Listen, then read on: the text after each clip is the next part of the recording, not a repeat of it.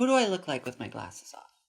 David Hallberg. Stop. Well, okay. No, but I thought that's who it was. I saw him. We went to the opera. I know. We saw La Fille du Régiment, and did you love? Did you sleep? A little. I knew it. Well, the first act was an hour and a half before intermission, and then we left and went to dinner at his house. Yeah. We had lentil soup, which was great. Oh, you left at intermission? Yeah, it was his idea. I actually like the last 15 minutes of the first act I was enjoying because there's like 2 substantial arias that were like, oh, that's really beautiful. It's Donizetti, and most of the music's just, there's so much talking in this opera, which is unusual.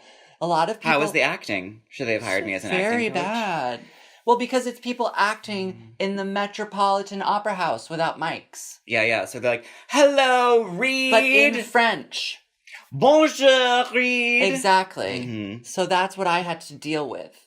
Yeah, and you don't like that. They'd occasionally say, the set, listen, Jeremy will like this, the set was like, so it's about a troupe in like the French mountains or something. Alps. Sure, or somewhere. Uh-huh. And the set is like the shape of hillside made out of gigantic maps.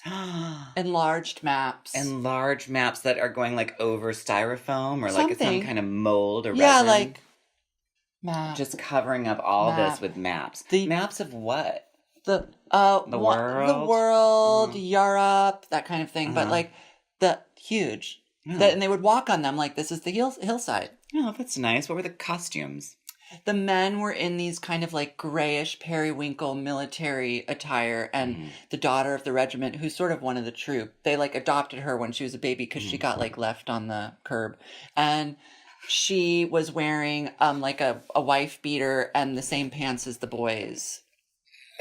Opera, contemporary opera. Contemporary opera. Absolutely. A wife beater. And she was like rough and tumble because she like grew up with the guys. Right. But then it's been left on the curb. Yeah.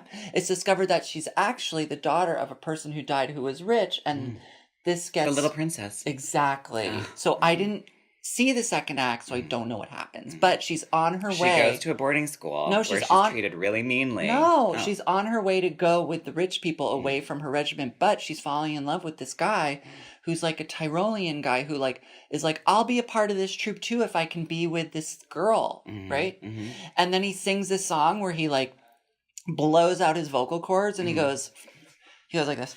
He faces the audience where he's like, you know, saying something about either about like wanting to be in the troupe or wanting to be the husband, and he's like, yeah, Wait,